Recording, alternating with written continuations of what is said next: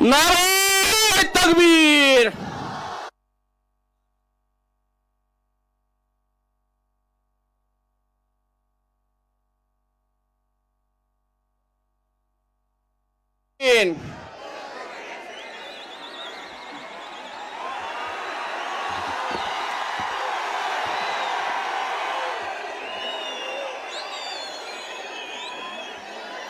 औज़ु बिल्लाहि मिनश शैतानिर रजीम। बिस्मिल्लाहिर रहमानिर रहीम। देखकर मेरे जुनून को नाज़ फरमाते हुए, देखकर मेरे जुनून को नाज़ फरमाते हुए मौत शर्माती है मेरे सामने आते हुए। फिर उठूंगा अबर की मानन, बल खाता हुआ, घूमता फिरता, गरजता गूंजता गाता हुआ, वलवलों से बरख की मानन लहराता हुआ, मौत के साए में रहकर मौत पर छाया हुआ, मौत के साए में रहकर मौत पर छाया हुआ। काम है मेरा तगय्युर, नाम है मेरा शबाब, मेरा नारा इत्तेहाद इत्तेहाद इत्तेहाद। ये जोश मलियाबादी के गजल के अशार हैं और जोश साहब से माफी मांगता हूं कि इसमें मैंने कुछ तरमीम की है। और तरमीम कहां की है कि काम है मेरा तगय्युर, नाम है मेरा शबाब, मेरा नारा इनकलाब इनकलाब इनकलाब। तो मैंने इसको मेरा नारा इत्तेहाद इत्तेहाद इत्तेहाद कहा है।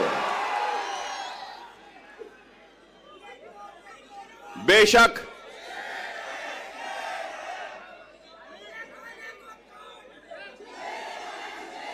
माफ करना, मुझे यह नारा पसंद नहीं। मैं शेर नहीं हूं, मैं मोहम्मद मुस्तफा सल्लल्लाहु अलैहि वसल्लम का गुलामों के गुलामों के गुलामों के गुलामों के गुलामों के जूतियों का दूल हूं। मैं शेर ना हूं, ना मुझे शेर बनना है। 10 साल पहले भी अगर महाराष्ट्र का रुख किया था तो आपको शेर बनाने के लिए रुख किया था। क्या शेर बनना है? शेर बनना है आसान सा है। नमाज के पाबंद बन जाओ, कुरान को तर्जुमे से पढ़ो, सुन्नत रसूलुल्लाह को अपने जिंदगी का हिस्सा बना लो, यतीमों के सर पर हाथ रखो, बेवाओं की मदद करो, जुल्म के खिलाफ आवाज बुलंद करो और दुनिया तुम्हें शेर कह के पुकारेगी। आसान 10 साल पहले भी अगर आपके दरमियान में आया था तो इत्तेहाद के पैगाम को लेकर आया था। उस इत्तेहाद के जरिए नाइंसाफियों को इंसाफ में बदलना चाहता था, हक तलफी को हक में तब्दील करना चाहता था, नाइंसाफी को इंसाफ में बदलना चाहता था और हमारे वजूद के जरिए हमको खत्म करने वालों को यह पैगाम देना चाहता था कि यह मुल्क जितना माथे पे तिलक लगाने वाले का है, सर पे पगड़ी बांधने वाले का है, उतना ही यह मुल्क चेहरे पे दाढ़ी रखने और सर पे टोपी पहनने वाले का भी है। यही पैगाम था और यही कोशिश थी जिसको लेकर हम आगे बढ़े थे 2014 में। और उस 2014 में महाराष्ट्र के 18,000 किलोमीटर का फासला मैंने अपनी गाड़ी में तय किया था, अपनी जान को हथेली में रखकर। डराया गया, धमकाया गया, लेकिन न डरे न घबराए, बेखौफ होकर बेबाकी के साथ इज़ारे हक को बयान किया और सिर्फ आपसे अगर इल्तिजा की, आपसे दरखास्त की और आपसे अगर गुजारिश की तो सिर्फ और सिर्फ इत्तेहाद, इत्तेहाद और इत्तेहाद कहा। मैं ये भी याद दिलाऊं कि अकबरुद्दीन ओवैसी 10 साल पहले भी अगर आया था तो इत्तेहाद के लिए आवाज को उठाई थी, दरखास्त की थी। तो अपने इस शेरवानी के दामन को फैलाकर अपने कलमगो भाइयों के सामने एक इत्तेहाद का भिखारी बनकर अपनी शेरवानी के इस टुकड़े को आगे बढ़ाया था और यही कहा था कि ये इत्तेहाद का भिखारी आया है, तुम अपने इत्तेहाद की खैरात मेरे दामन में डाल दो।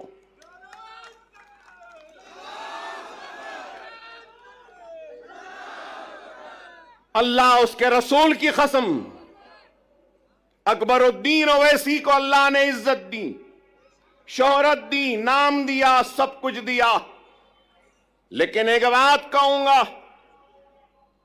मजलिस इत्तेहादुल मुस्लिमीन के सबसे छोटे और सबसे आखिर का अगर कोई लीडर है तो अकबरुद्दीन ओवैसी है। न पहले बड़ा बनने की ख्वाहिश थी, न आज है। मैं तो सबसे छोटा हूं, आप सब मुझसे बड़े हैं और आप इनसे भी बड़े हैं। और इनके बाद और आपके बाद में मैं हूं। इस चीज को याद रखो, इस चीज को याद रखो। क़यादत एक अजीम जिम्मेदारी है। क़यादत एक अजीम जिम्मेदारी है और सदक़े दिल और बेगर्ज होकर जो खिदमत करेगा तो अल्लाह उसकी क़यादत में इस्तेहकाम और मजबूती देगा।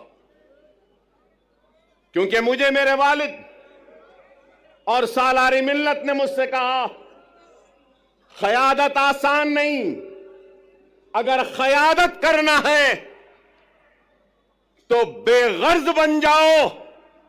तो जब गर्ज वाले की तकलीफ का एहसास होगा, जब तुम्हारी क़यादत में गर्ज आ जाएगा तो फिर वह क़यादत मजबूत नहीं हो सकती। खुदारा इस बात को समझो, मिल्लत की फलाह व बहबूद, मिल्लत की तरक्की, मिल्लत की खुशहाली के लिए अपने जात की खुशियों की कुर्बानी देनी होगी। अगर क़यादत करने का अगर किसी को ज़ौक़ है या शौक़ है, बगैर किसी लालच, बगैर किसी मफाद से अगर कोई आगे बढ़ता है तो अल्लाह सुब्हानहू व तआला उसको कामयाबी व कामरानी अता करता। अगर आज मैं यहां खड़ा हूं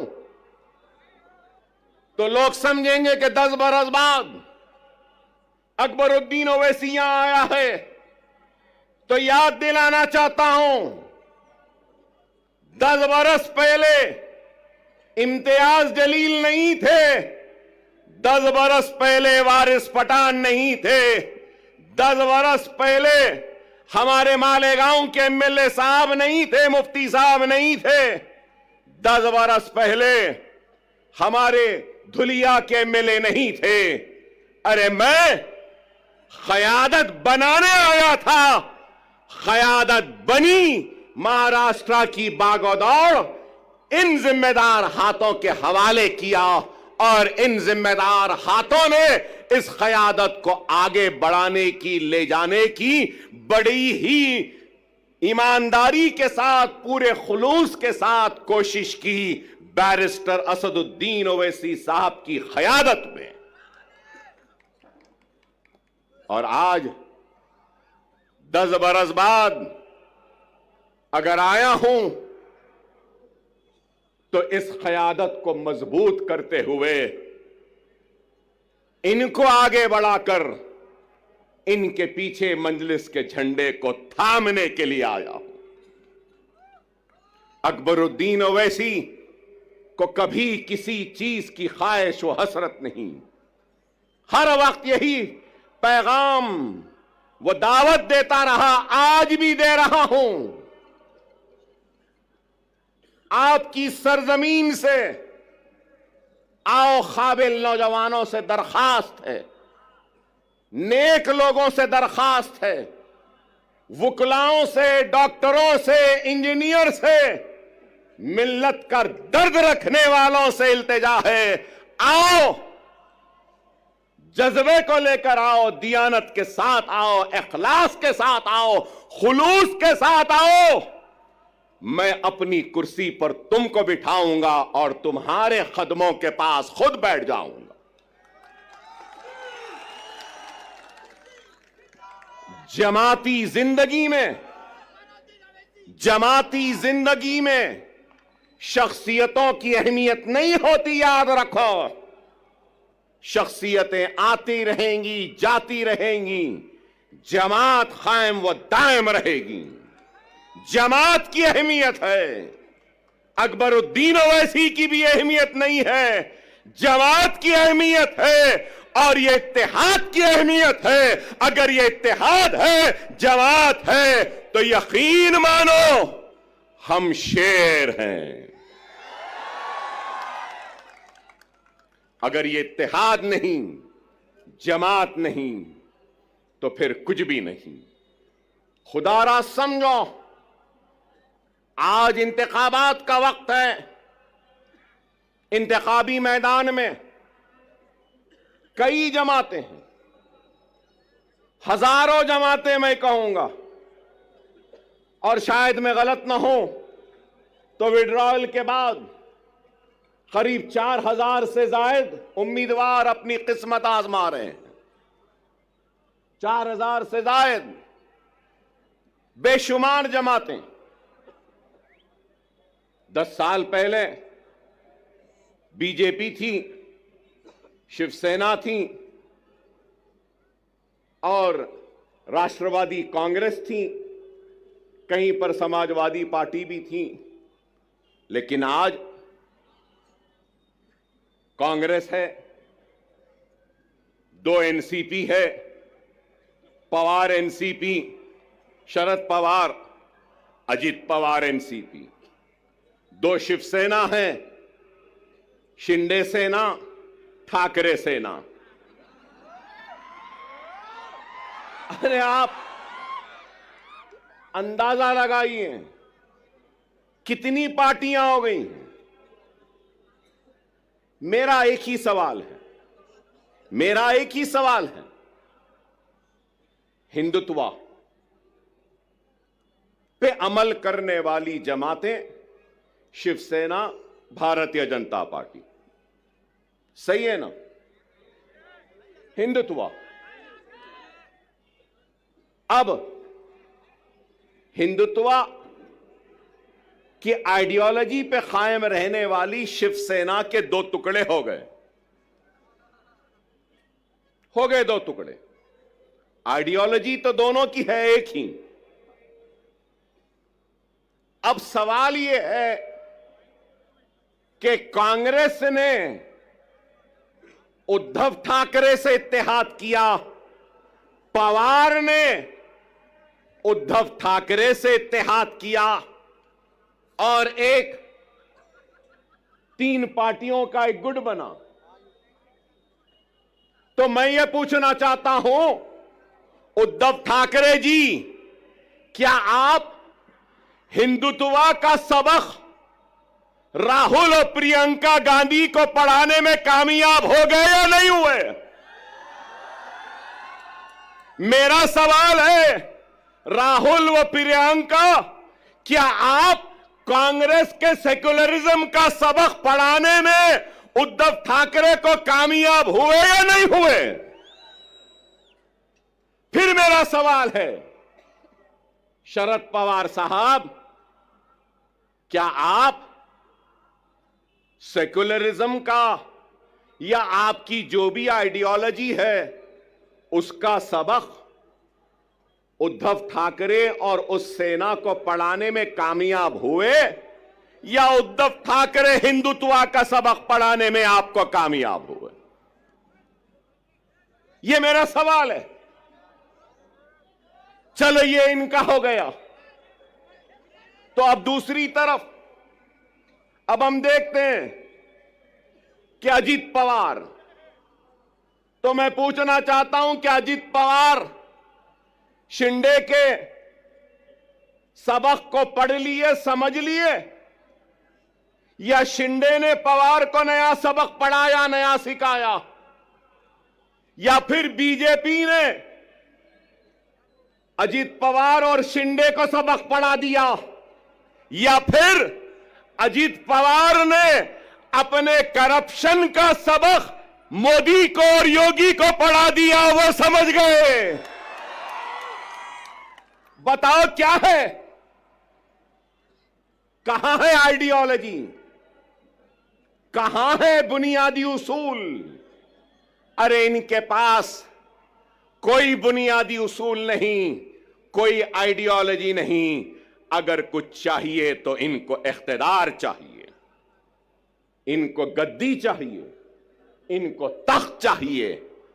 लेकिन हम क्या समझते हैं? जो लोग ये समझ रहे हैं कि मजलिस इत्तेहादुल मुस्लिमीन वो इम्तियाज जलील औरंगाबाद से नाकाम हो गए और वो कामयाब हो गए, तो उन अहमकों को, उन नादानों को, उन नासमझों को ये कहना चाहता हूं, मजलिस इत्तेहादुल मुस्लिमीन वो है जो दिलों को फतेह करती है। हकीकी फातेह वो नहीं जो जीते और जमीन को फतेह कर ले। हकीकी फातेह वो होता है जो दिलों को जीतता है और दिलों को फतेह करता है। हमारा काम दिलों को जीतना है, दिलों को फतेह करना है। हमारा काम इख्तिदार के कुर्सियों पर बैठकर मजे लूटना नहीं है। हम सच्चे दिल से, सदके दिल से अवाम की तर्जुमानी करते हैं, उनके मसाइल को उठाते हैं, चाहे ऐवान पार्लियामेंट हो या ऐवान असेंबली हो। मजलिस इत्तेहादुल मुस्लिमीन मसाइल को उठा रही है।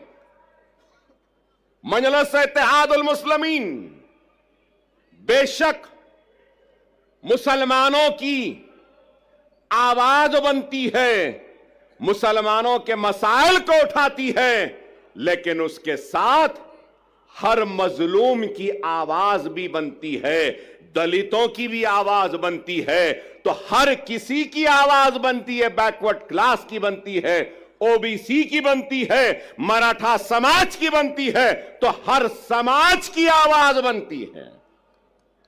बेशक अकबरुद्दीन ओवैसी मुसलमान हैं, मैं ला इलाहा इल्लल्लाह मुहम्मदुर रसूलुल्लाह कलमा पढ़ने वाला मुसलमान हूं। मुझे नाज है मुसलमान होने पर, तो मुझे फख्र है हिंदुस्तानी होने पर। मैं फख्र से कहता हूं कि मैं हिंदुस्तानी हूं। हम हर एक के मसाइल उठाते, यहां पे बैठे हमारे दलित समाज के लोग हैं, दूसरे समाज के लोग हैं, बैकवर्ड क्लासेस के हैं, मुसलमान भी हैं, हर कोई है। मैं यही बात कहना चाहता हूं, हां मुसलमान की आवाज बनकर हम मुसलमान के मसाइल को उठाते हैं।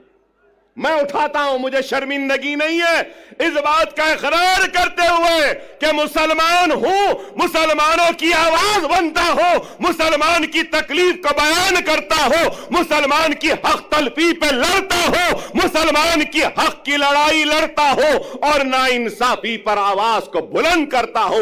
इसलिए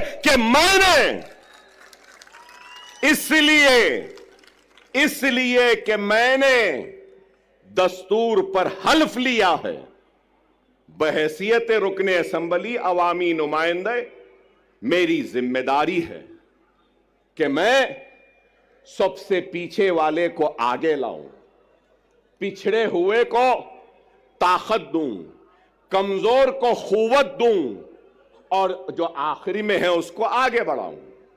क्या लीडर की यह जिम्मेदारी नहीं? क्या कोई ये इस बात से इनकार कर सकेगा कि हिंदुस्तान की सबसे बड़ी अक़लियत मुसलमान रोजी रोटी, कपड़ा, मकान, तालीम, खुशहाली में सबसे पीछे है? और आज हमारी कोशिश वो पीछे जो मुसलमान है उसको आगे लाएं, हमारी कोशिश वो पिछड़ा हुआ मुसलमान उसको आगे लाएं। अल्लाह उसके रसूल की कसम, जब मुसलमान आगे आ जाएगा तो अगर पीछे ब्राह्मण रहेगा तो उस ब्राह्मण को भी आगे लाने का काम हम करेंगे, क्योंकि हमने दस्तूर पे हलफ लिया है पिछड़ों को, कमजोरों को आगे बढ़ाना हमारी जिम्मेदारी है। ये हमारी सोच है। लेकिन हमारी सोच को मीडिया हाउसेस, अभी इम्तियाज जलील साहब ने मुझसे कहा कि इनके साथ साथ वो आपके दोस्त आए हैं, तो ये हमारे दोस्त हमको बताते हैं कि हम कम्युनल हैं, हमको बताते हैं कि हम भड़काऊ भाषण देते हैं। भड़काऊ नहीं देते, हम हक बयान करते हैं। वो अलग बात है कि हमारी हक बयानी का जवाब इनके पास नहीं होता तो उसको भड़काऊ बना देते हैं।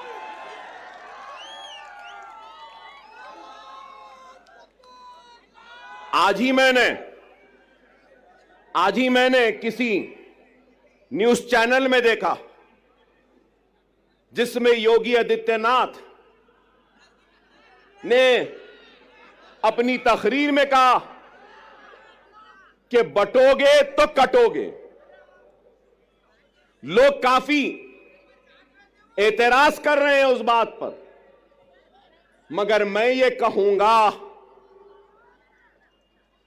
बीफ के नाम पर, मॉब लिंचिंग के नाम पर, घर वापसी के नाम पर, सर पे टोपी पहनने के नाम पर, दाढ़ी पालने के नाम पर जो तुम काट रहे हो, क्या ये तुम्हारी नफरत हिंदुस्तान के सबसे बड़ी अक़लियत से, क्या ये मुल्क को कमजोर नहीं कर रही है? इसका जवाब दो मुझे। अगर हिंदू और मुसलमान को तुम लड़ाओगे, हिंदू और मुसलमानों को नफरत कराओगे, तो क्या यह मुल्क को कमजोर करने के बराबर नहीं है? और अगर मैं कह रहा हूं मैं अकबर ओवैसी मुसलमान ला इलाहा इल्लल्लाह मोहम्मद रसूलुल्लाह कलमा पढ़ने वाला मुसलमान इस मुल्क का किराएदार नहीं है। मैं कह रहा हूं नरेंद्र मोदी आ योगी, जितना तेरा हिंदुस्तान है उतना मेरा भी हिंदुस्तान है। हिंदुस्तान ना तेरी जागीर है ना मेरी जागीर है। हिंदुस्तान हिंदू मुस्लिम सिख ईसाई पारसी हर मजहब के मानने वालों का है। मजहब भगवान अल्लाह गॉड को नहीं मानने वाले का भी है, किसी एक का नहीं है। हम ये बात कहते हैं तो इनको बुरा दिखता है। अरे इस मुल्क का सबसे बड़ा मसला क्या है? बेरोजगारी। इस मुल्क का सबसे बड़ा मसला क्या है? महंगाई। इस मुल्क का सबसे बड़ा मसला क्या है? हर 2 मिनट 3 मिनट को रेप होते हैं। इस मुल्क का सबसे बड़ा मसला क्या है? ग्रेजुएट्स को नौकरियां। इस मुल्क का सबसे बड़ा मसला क्या है? मुल्क की कमजोर इकोनॉमी को मजबूत करना। इस मुल्क का सबसे बड़ा मसला क्या है? पेट्रोल डीजल गैस की बढ़ती हुई कीमतों को नीचे लाना। इस मुल्क का सबसे बड़ा मसला क्या है? रुपये की गिरती हुई कदर को ऊंचा करना। आप बताओ, क्या बेरोजगारी को दूर करने कुछ हो रहा है? महंगाई को दूर करने कुछ हो रहा है? क्या बेघर लोगों को घर देने के लिए कुछ हो रहा है? कुछ नहीं हो रहा है। सिर्फ इस मुल्क को मजहब के नाम पर बांटने की बात कर रहे हैं। योगी की तकरीर को मैंने सुना, बटोगे तो कटोगे कहां? उसके बाद कहा कि जात पात की सियासत। अरे जात पात की सियासत बोलने वाले, तू ये क्यों नहीं कहता कि मजहब की सियासत नहीं करनी चाहिए? यह बात क्यों नहीं कहते? ये तो मजहब की सियासत करेंगे, नफरत के बीज को बोते जाएंगे, असल मसाइल से तवज्जो हटाते रहेंगे। अगर कुछ है तो तलाक सलासा। अरे तलाक सलासा मसला नहीं है। हर मिनट में होने वाला एक रेप, यह हिंदुस्तान का सबसे बड़ा मसला है। एक औरत रात के अंधेरे में घूम नहीं सकती, खेतों में उसकी इज्जत और इस्मत को लुटेरे लूट रहे हैं, यह मसला है। अरे इस पे बात करो, इस पे कुछ करो। नहीं, मुसलमान ऐसा, मुसलमान के इतने बीवी, मुसलमान ऐसा करा, मुसलमान वैसा करा। अरे आप बताओ, तलाक सलासा हो गया, CAA NRC, CAA NRC. Parliament में थे इम्तियाज जलील साहब, हर मसले पर। अरे आप बताओ, आज मैं यहां खड़े होकर कह रहा हूं, जिम्मेदारी के साथ कह रहा हूं, मजलिस इत्तेहाद अल मुस्लिमीन के एक जिम्मेदार लीडर की हैसियत से कह रहा हूं और यह ऐलान कर रहा हूं कि मराठा समाज के लिए जो रिजर्वेशन की तहरीक चला रहे हैं उनके लीडर, मैं उनसे कहूंगा हमारा पूरा साथ आपके साथ है, हमारा पूरा ताउन आपके साथ है। हम पूरी कोशिश करेंगे, मगर उसके साथ ही साथ मैं ये भी कहूंगा, इत्तेहाद होता है ना, तो इत्तेहाद बैनुल मजलूमीन होना चाहिए। इत्तेहाद बैनुल मजलूमीन होना चाहिए। हिंदुस्तान में जुल्म का शिकार अगर कोई है तो वो मुसलमान है। हिंदुस्तान में जुल्म का शिकार अगर कोई है तो वो दलित है। हिंदुस्तान में जुल्म का शिकार अगर कोई है तो वो पसमानदा तबकात है। चलो आओ, मराठा, दलित और मुसलमान इत्तेहादुल बैनुल मजलूमीन बन जाते हैं और अपने जुल्म के खिलाफ आवाज को बुलंद करते हैं।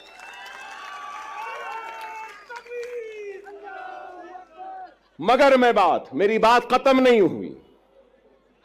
मैं हमारे मराठा समाज के बड़े लीडर जो एहतजाज कर रहे हैं, भूख हड़ताल में बैठे हैं, उनसे कहना चाहता हूं, सिर्फ जरंगे पाटिल साहब से सिर्फ मराठा समाज पिछड़ा हुआ नहीं है, पूरा मराठवाड़ा भी पिछड़ा हुआ है। क्या मराठवाड़ा पिछड़ा हुआ नहीं है? क्या मराठवाड़ा का हिस्सा पूरा सबसे पीछे नहीं है? महाराष्ट्र के 3 हिस्से, एक हिस्सा है मुंबई, पूना, ये सारी चीजों का, दूसरा हिस्सा है विदर्भ का, तीसरा हिस्सा है मराठवाड़े का। इन तीनों हिस्सों में सबसे पिछड़ा, सबसे पीछे कौन है? मराठवाड़ा है। चलो, मराठवाड़ा की रिजर्वेशन के साथ हम मराठवाड़ा की खुशहाली के लिए भी जिद्दोजहद करते हैं। 30 साल पहले यहां बैठे हैं मेरे मराठा भाई बहुत हैं। जब मैं मराठा भाई कहता हूं तो सिर्फ मुसलमान, सिर्फ हिंदू मराठा नहीं होता, मुसलमान भी मराठा है, दलित भी मराठा है और मराठवाड़ा में रहने वाला हर कोई मराठा है। अब मैं कहता हूं, 30 साल हुए, मीडिया वालों जरा तवज्जो, 30 साल हुए, 30 इयर्स, 30 साल हुए। क्रिएशन मतलब एक कॉन्स्टिट्यूशनल बॉडी बनाई गई। क्या आप जानते हैं वो बॉडी क्या है? Marathwada statutory development board. Marathwada statutory development board जो सिर्फ मराठवाड़ा के लिए बनाया गया। कागज पे तो है, पैसा नहीं है, कुछ नहीं देते। चलो, मराठों के रिजर्वेशन के साथ हम मराठवाड़ा स्टैट्यूटरी डेवलपमेंटल बोर्ड को 50,000 करोड़ का पहला मुतालबा करते हैं, एहतजाज करेंगे और मराठवाड़ा को हम आगे बढ़ाएंगे। क्या तैयार हो? क्या तैयार हो? मराठवाड़ा का किसान खुदकशी कर रहा है। मराठवाड़ा के लोग पानी के लिए तरस रहे हैं। मराठवाड़ा के लोग दवाखानों के लिए तड़प रहे हैं, दवाखाने नहीं है। 100-100, 200-200 किलोमीटर को जाना पड़ता है। पूरे मराठवाड़ा में सुपर स्पेशलिटी के 1 या 2 दवाखाने। क्या चाहिए? एक गरीब को क्या चाहिए? रोजी, रोटी, बीमारी पर इलाज का इंतजाम आज है या नहीं बताओ? क्या नाम के बदलने से रोजी मिल जाएगी? क्या नाम के बदलने से रोटी मिल जाएगी? क्या नाम के बदलने से किसानों की खुदकशी रुक जाएगी? क्या नाम के बदलने से पानी की प्यास मिट जाएगी? क्या नाम के बदलने से क्या बीमार को शिफा मिल जाएगी?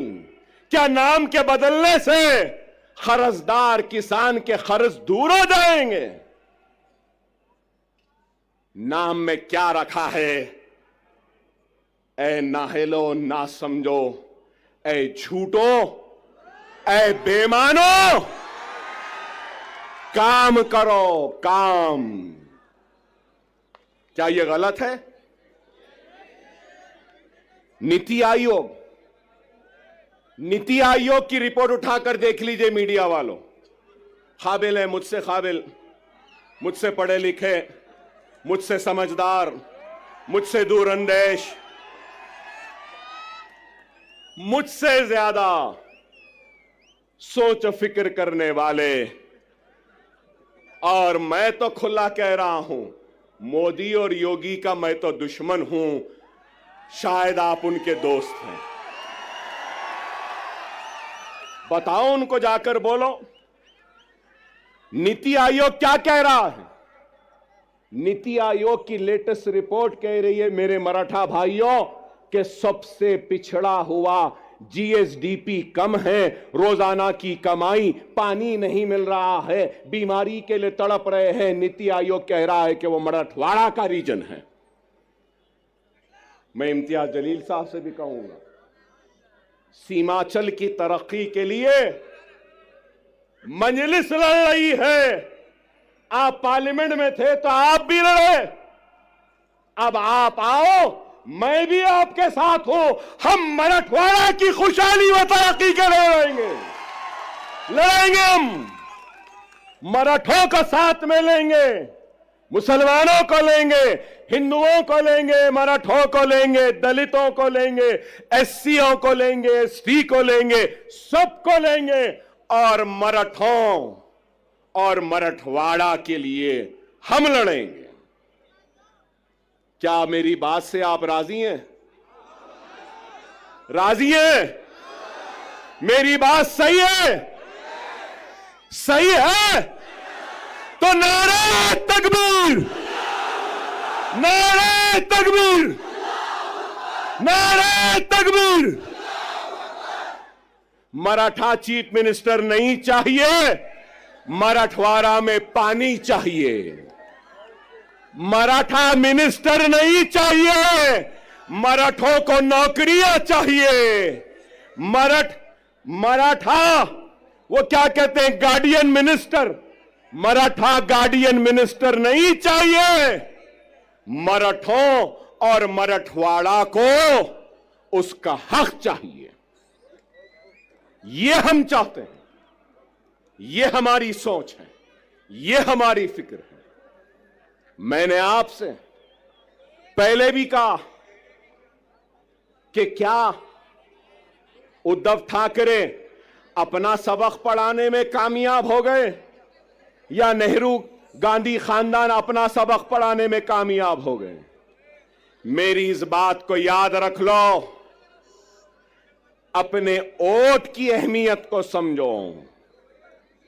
यहां मौजूद सारे लोगों से कहूंगा कि जमहूरियत के जश्न, ये इलेक्शन में तुम्हारी सबसे बड़ी अगर कोई ताकत है तो याद रखो, वो तुम्हारा वोट है। वोट का सही इस्तेमाल करो। अगर वोट का गलत इस्तेमाल करोगे तो नहीं मालूम कौन तुम्हारे वोट को ले जाकर हिंदुत्व के दामन में, उनके कदमों में डाल देगा। क्या गारंटी है? पूरी गारंटियों का दौर चल रहा है। हमारे पास भी 6 गारंटी आई, कर्नाटक में भी गारंटी आई, हरियाणा में भी गारंटी आई। मिस्टर मोदी ने कहा कि मोदी की गारंटी, वाह वाह, ठीक है भाई, वहां भी गारंटी, यहां भी गारंटी, इनकी भी गारंटी, उनकी भी गारंटी, चाय वाले की भी गारंटी। गारंटी तो है। लेकिन ये गारंटी है ना, ये यहां मौजूद ये लोगों का सवाल है, क्या शरद पवार गारंटी देंगे कि इलेक्शन के बाद आप मोदी के साथ नहीं जाएंगे? देंगे? क्या अजीत पवार साहब आप गारंटी देंगे कि इलेक्शन के बाद आप शरद पवार के पास दोबारा वापस नहीं जाएंगे? क्या उद्धव ठाकरे आप गारंटी देंगे कि इलेक्शन के बाद आप फिर चाय वाले के पास चाय की प्याली लेके नहीं जाएंगे? क्या शिंदे गारंटी देंगे कि इलेक्शन के बाद वो ठाकरे के पास दोबारा नहीं जाएंगे? नेहरू और गांधी क्या इस बात की गारंटी देंगे कि वो कभी भी बीजेपी और मोदी के साथ नहीं जाएंगे, हिंदुत्व के साथ नहीं जाएंगे? अरे आज कांग्रेस का शिवसेना के साथ इत्तेहाद करना यह है, इस बात को बोलना है, इस बात को तस्लीम करना है कि हम हिंदू हैं, हिंदुत्व पॉलिटिक्स हम में है और हम हिंदुत्व पॉलिटिक्स को कबूल करते हैं। डायरेक्टली तो कबूल नहीं किए, इनडायरेक्टली कबूल कर लिए। कोई ऐसा खाता है तो कांग्रेस ऐसा खा रही है। यही है, यही है। समझो मेरी इस बात को। सियासी इस शोर और गुल में तुम्हारी आवाज गुम गई है। हर किसी की आवाज है। राव की आवाज है, रेड्डी की आवाज है, पाटिल की आवाज है, पटेल की आवाज है, गांधी की आवाज है, पवार की आवाज है, हर किसी की आवाज है। अगर आवाज नहीं है तो ला इलाहा इल्लल्लाह मुहम्मदुर रसूलुल्लाह कलमा पढ़ने वाले की आवाज नहीं है। और मैं इस सियासी शोर गुल में नारे तकबीर अल्लाह अकबर की आवाज को फिजाओं में गुंजाने के लिए, जोरदार नारा लगाने के लिए आया हूं। अपनी जात के लिए नहीं आया हूं। मैं तुम्हारी इज्जत के लिए आया हूं, तुम्हारे वक़ार के लिए आया हूं, तुम्हारे वजूद का एहसास दिलाने के लिए आया हूं कि हम जिंदा हैं, हम मुर्दा कौम नहीं है। तुम जिंदा कौम हो। अगर तुम जिंदा कौम हो तो उठो, उठो, एक मरकज़े सियासी पे जमा हो जाओ। उठो और एक हो जाओ। अगर तुम एक नहीं होंगे तो याद रख लो तुम्हारा वजूद खतरे में है। यही जोश, यही वलवला, यही उठना 20 तारीख के दिन है। उठोगे ना? उठोगे ना?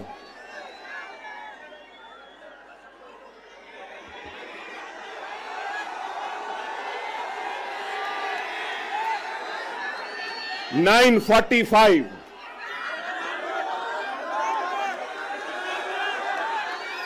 9:45 कैंपेनिंग का टाइम 10 बजे।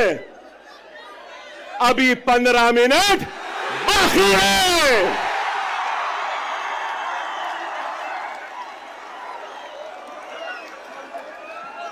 अरे भाई 15 मिनट बाकी है, सब्र करिए। ना वो मेरा पीछा छोड़ती है, ना मैं उसका पीछा छोड़ सकता। चल रही है, मगर क्या गूंज है।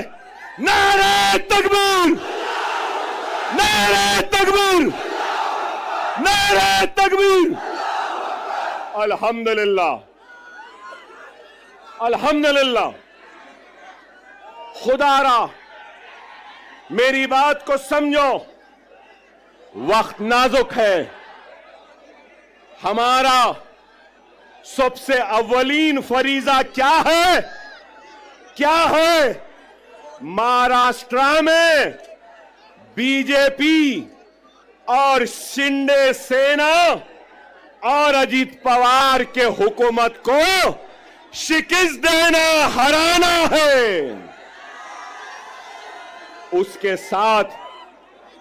उसके साथ हमारी जिम्मेदारी है जहां जहां हमारे नुमाइंदे हैं, हमको अपने नुमाइंदों को भी कामयाब करना है। मैं आपके जोश की कदर करता हूं, आपके जोश का एहतराम करता हूं। याद रखो, वो कौम जिसके पास सिर्फ जोश है और होश नहीं, तो वो कौम कामयाब नहीं होती। वही कौम कामयाब होती है जिस कौम के पास जोश भी होता है और होश भी होता है। थोड़ी देर सुन लें, अपनी बात को खत्म करूंगा। 12 मिनट हैं।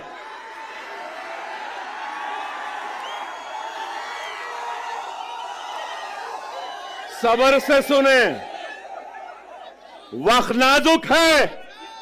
मेरा पैगाम है तुमसे कि हिंदुस्तान के तुम किराएदार नहीं, तुम हिंदुस्तान के बराबर के शहरी हो और तुम्हारे हक की लड़ाई लड़ने के लिए आया हो। तुम्हारा ताउन चाहिए, तुम्हारी दुआएं चाहिए, तुम्हारा साथ चाहिए, तुम्हारा जोश साथ चाहिए, तुम्हारा होश चाहिए। क्या ताउन दोगे? क्या तुम्हारी ताकत दोगे? क्या तुम्हारा इत्तेहाद दोगे? अगर मैं आज इस आवाम से इत्तेहाद की अपील कर रहा हूं, तो मजलिस इत्तेहादुल मुस्लिमीन से किसी भी वजह से दूर होने वाले हर फर्द, हर मर्द, हर खवातीन, हर कायद से अपील करता हूं कि आओ, इस जमात में आ जाओ, वापिस आ जाओ। ये जमात तुम्हारी भी है, ये तुम्हारी थी। आओ,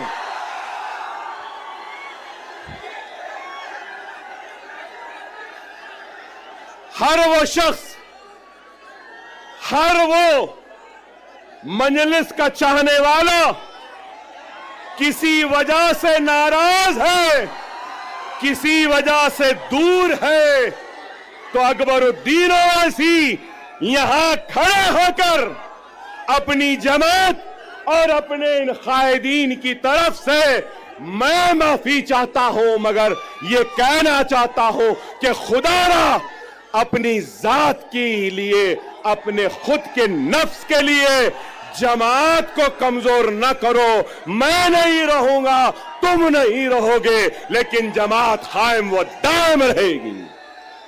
खुदारा, खुदारा आओ, हम अपने कुर्सियां तुमको देने तैयार। बहुत से उलमा, मशाइखीन, वुकला, डॉक्टर्स, इंजीनियर, रोजमर्रा की मजदूरी करने वाला एक मजदूर या कोई भी मेरा भाई, कलमगो भाई जो मुझसे नाराज है, मैं उससे अपील करता हूं कि आ जाओ। ये वक्त है, ये वक्त है 2 मिनट की खामोशी।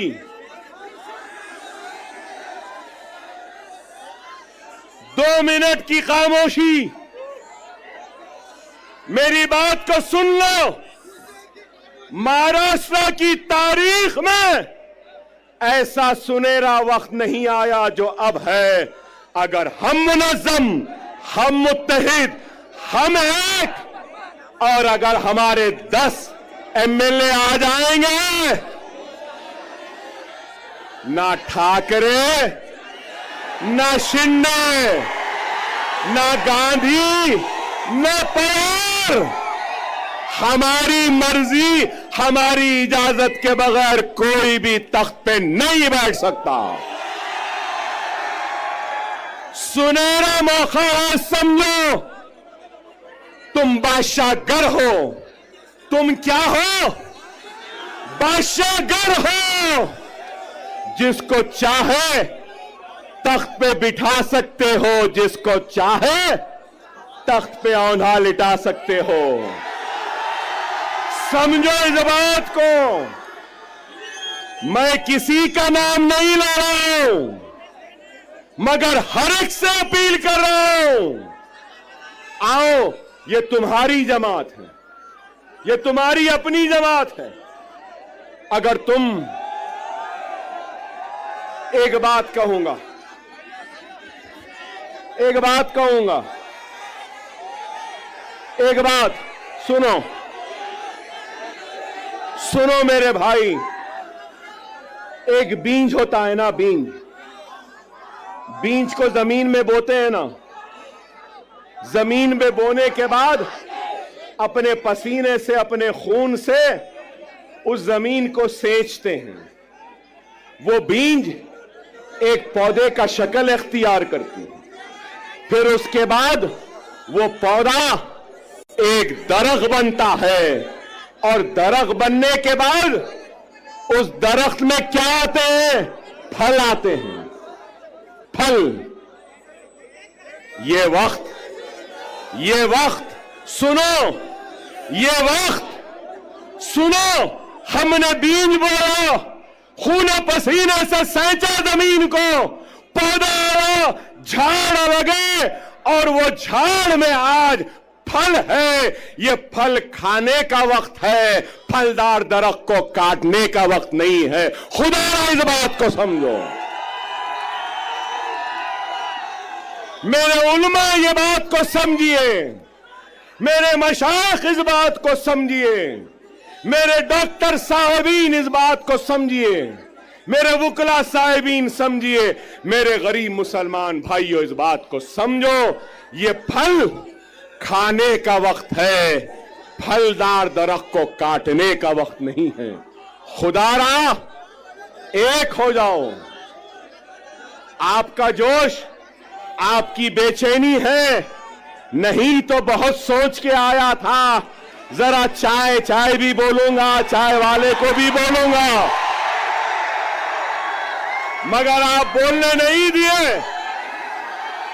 लेकिन ये जरूर है, अभी इम्तियाज जलील साहब बोले ना, अभी इम्तियाज जलील साहब बोले योगी आने वाला है, योगी, योगी तेरे आने के बाद अकबर भी आने वाला है, मोदी तेरे आने के बाद अकबर भी आने वाला है। हम जवाब देंगे, जिंदगी गुजर गई चाय बनाने में, लेकिन चाय क्या होती है, कैसी बनती है, चाय चाय, चाय की पत्ती, चाय की केतली, चाय का पानी, चाय का चूल्हा, चाय चाय चाय। हम बोलेंगे 20 तारीख को पतंग पतंग पतंग रहेगी, क्या रहेगी? पतंग रहेगी।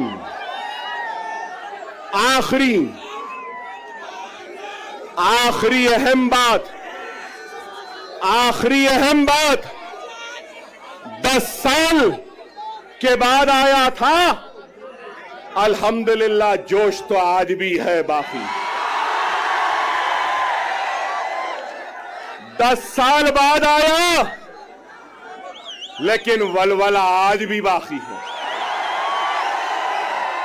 10 साल बाद आया, मगर तुम्हारे जोश ने मुझे और जवान बना दिया।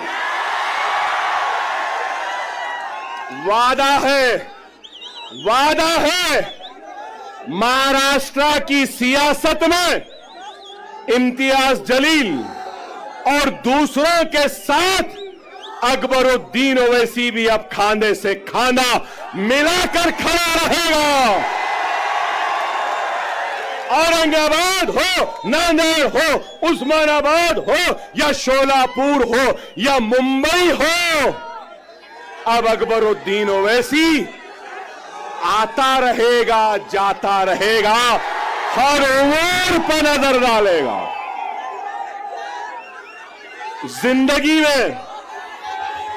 जिंदगी में मैंने कभी भी वोट नहीं मांगा। मैं 6 इलेक्शन जीत गया। कितने? 6। अब 30 बरस होते हैं।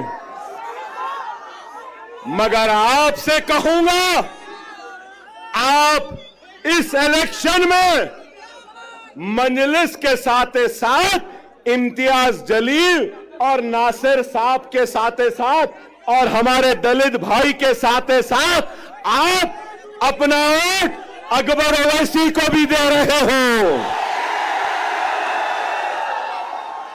आपकी हर तकलीफ में अकबर ओवैसी आएगा, आपके हर दुख में आएगा, आपके साथ रहेगा। इंशाअल्लाह ताला हम 20 तारीख को आसमान में सिर्फ पतंग पतंग पतंग पतंग पतंग पतंग पतंग रहेगी। नारे तकबीर, नारे तकबीर, नारे तकबीर। हिंदुस्तान, हिंदुस्तान, हिंदुस्तान। हम सब एक हैं, हम सब एक हैं और हम सब एक रहेंगे। औरंगाबाद हमारा था, हमारा है।